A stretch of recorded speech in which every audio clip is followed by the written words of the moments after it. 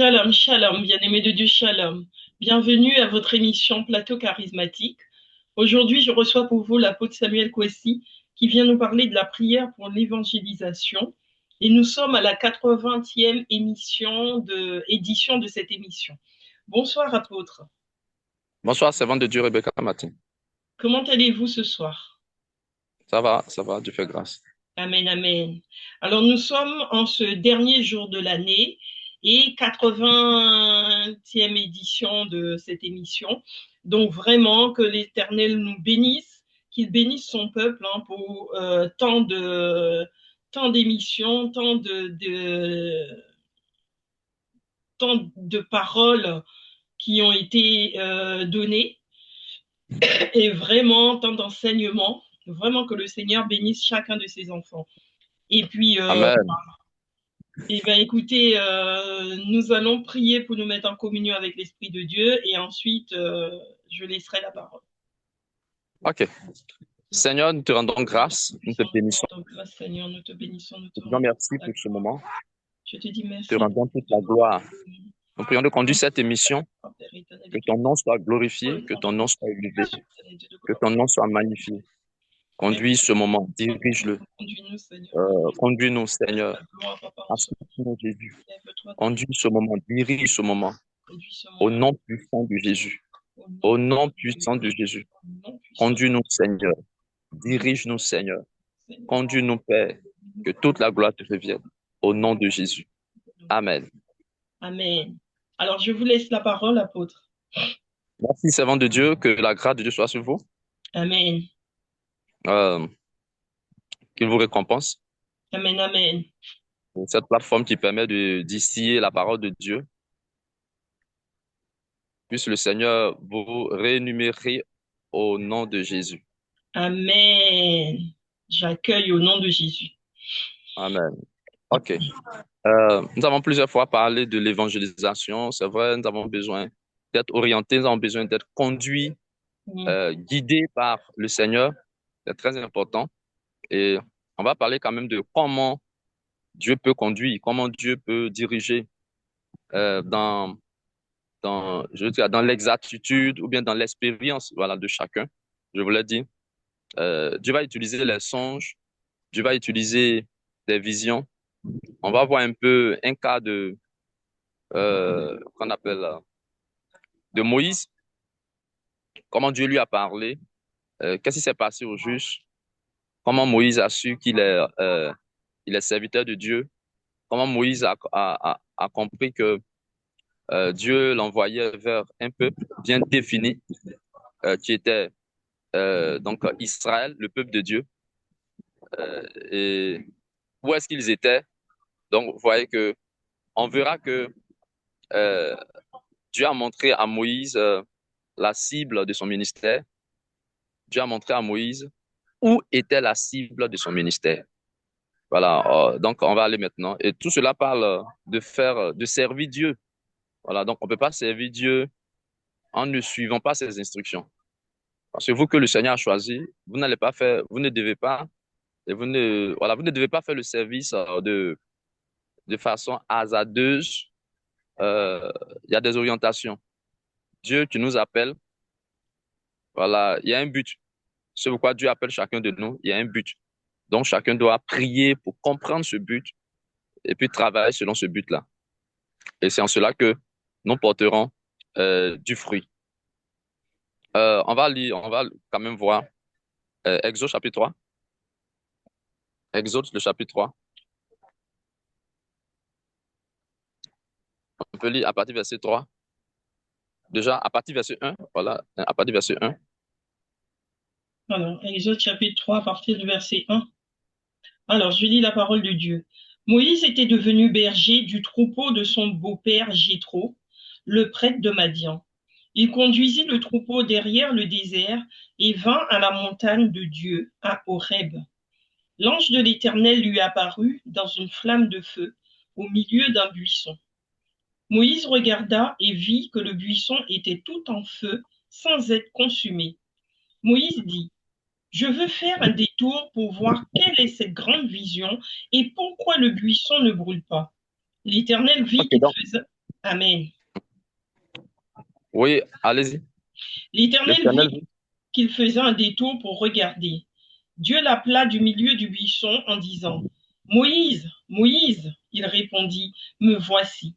Dieu dit, ne t'approche pas d'ici. Retire tes sandales, car l'endroit où tu te tiens est une terre sainte.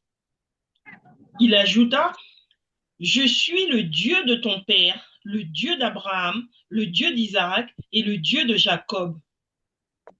Moïse se cacha le visage car il avait peur de regarder Dieu. Je continue. Oui, oui, continuez. Continuez. L'Éternel dit, j'ai vu la souffrance de mon peuple qui est en Égypte et j'ai entendu les cris qu'il pousse Voilà. devant On ses peut, oppresseurs. voilà, on peut s'arrêter là. OK. Donc ici, nous voyons que Dieu, Dieu a montré, bon, on appelle, Moïse a eu une vision. C'est à travers cette vision que Dieu va parler à Moïse.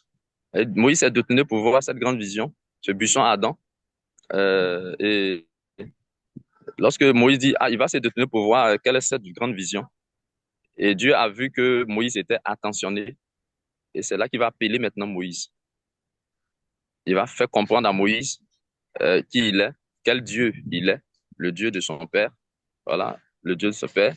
Et il va faire comprendre donc à Moïse que lui, Dieu, il a un peuple, il a son peuple, qu'il connaît, que ce peuple est en souffrance. Euh, voilà, quand Dieu vous choisit, c'est pour aider des gens. Quand Dieu vous choisit, c'est pour bénir. C'est-à-dire vous-même, il vous bénit. Bénir, ça veut dire qu'il vous donne la parole. Euh, donc, il vous donne la parole. Il vous met dans les conditions pour le servir. Il vous qualifie pour le servir. Et c'est pour ce service-là va profiter à des personnes que Dieu va appeler son peuple. Donc, à des personnes. Donc, ça peut être des parents, ça peut être des gens qui sont déjà avec lui. Voilà, tout dépend. Mais euh, il va vous utiliser pour que des personnes soient bénies. C'est-à-dire que des personnes soient amenées à faire la volonté de Dieu. À faire la volonté de Dieu. Mhm. Et il doit vous expliquer toutes ces choses. Qui sont, pourquoi il vous a choisi, qui sont ceux vers qui il vous envoie, quel est le peuple pour lequel, quelles est les personnes pour lesquelles il vous a choisi. Donc, il va vous expliquer toutes ces choses. Et ici, on voit que Moïse a eu une vision. Dieu l'a appelé. Dieu lui a fait comprendre la douleur de son peuple. Et Dieu va préciser où est ce peuple. Donc, vous Amen. voyez que dans l'évangélisation, les choses ne se font pas comme cela. Dieu doit vous dire comment vous devez donc évangéliser, qui vous devez évangéliser, qu'est-ce que vous devez leur dire clairement. Je vois. Donc, au verset 7, donc Dieu dit à Moïse, j'ai vu la souffrance de mon peuple. J'ai un peuple. Bon, tu m'as appelé et tu me parles de ton peuple qui est en souffrance. Donc, Dieu va faire comprendre après que lui, Moïse, exode, lisons le verset 10. Verset 10. Alors, verset 10.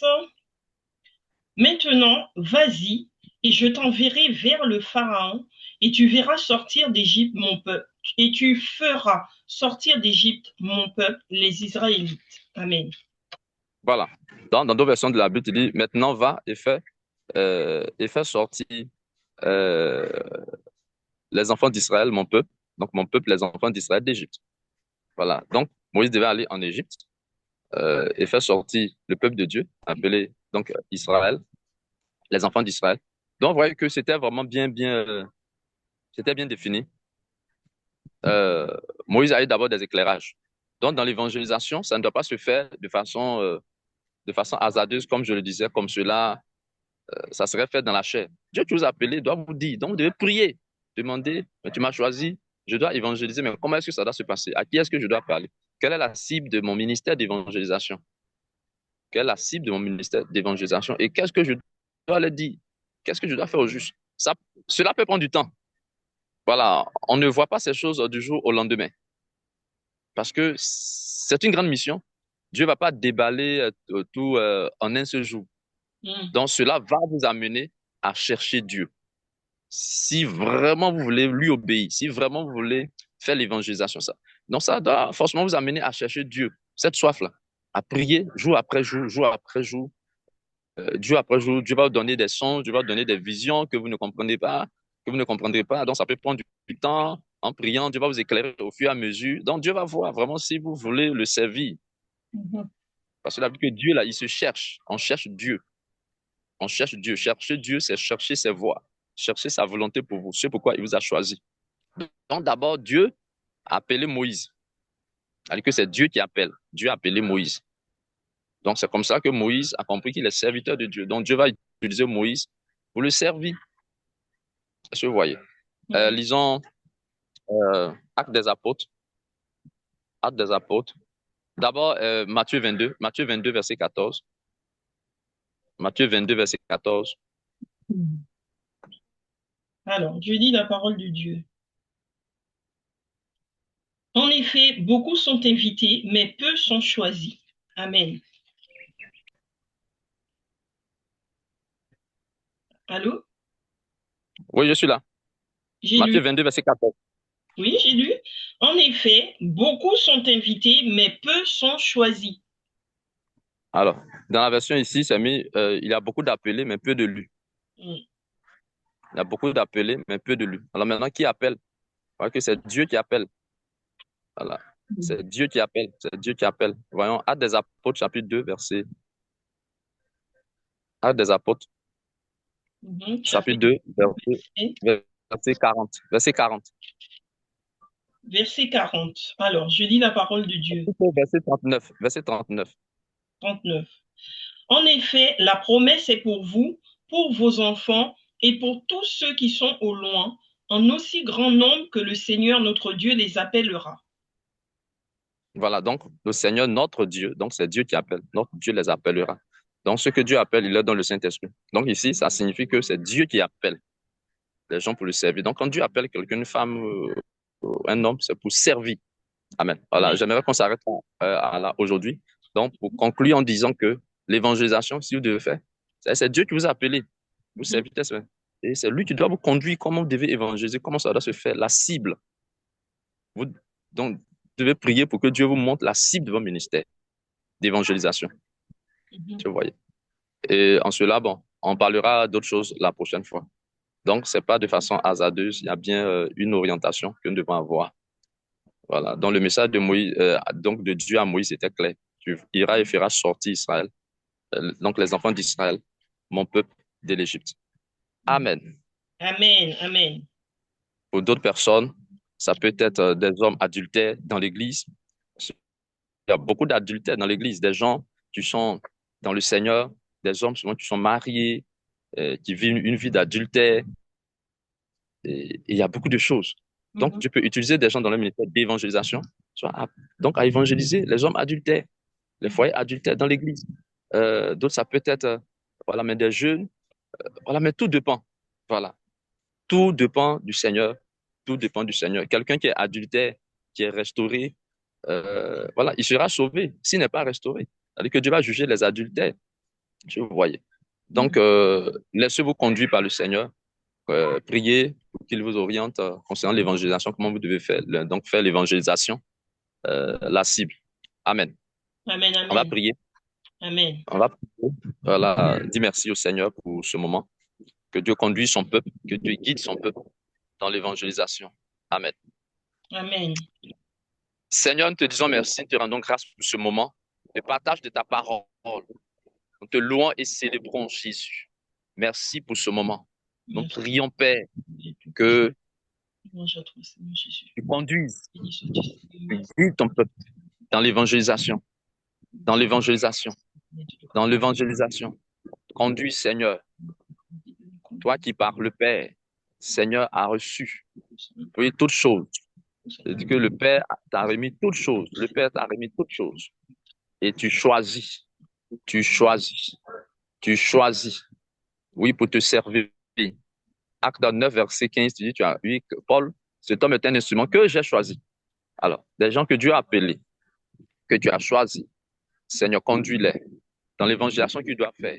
Éclaire-les, éclaire-les, ceux qui attendent des orientations dans l'évangélisation concernant la cible de leur ministère. Éclaire-les, Seigneur. Éclaire-les, Père. Éclaire-les, Jésus. Que toute la gloire te revienne au nom de Jésus-Christ. Merci, Seigneur. Bénis cette émission. Que toute la gloire te revienne au nom de Jésus-Christ. Amen. Amen. Amen. Amen, amen. Vraiment, merci, apôtre. Ben, écoutez, pour ce dernier jour de l'année, je vous souhaite une très bonne année à venir. Vraiment, la gloire de Dieu à venir, hein, parce que nous, les enfants de Dieu, on espère toujours dans le positif, puisque l'espérance, on marche avec Dieu par espérance. Donc, si on marche par espérance, on doit marcher aussi dans l'espoir de voir la gloire de Dieu. Donc, vraiment, que le Seigneur vous bénisse, qu'il vous donne sa gloire, qu'il vous bénisse pour l'évangélisation que vous avez commencé, que vous puissiez continuer encore mieux dans cette année à venir. Et vraiment, je bénis aussi tous les enfants de Dieu. Je souhaite une très bonne année à l'ensemble des enfants de Dieu, tous les enfants de Dieu. Soyez bénis, que le Seigneur vous bénisse, que le Seigneur vous fasse rentrer vraiment dans votre ministère, dans ce que vous préparez avec le Seigneur. Vraiment que la gloire de Dieu descende sur vous en cette année 2026. Et vraiment, je vous souhaite plein de bonnes choses, comme je disais à l'apôtre.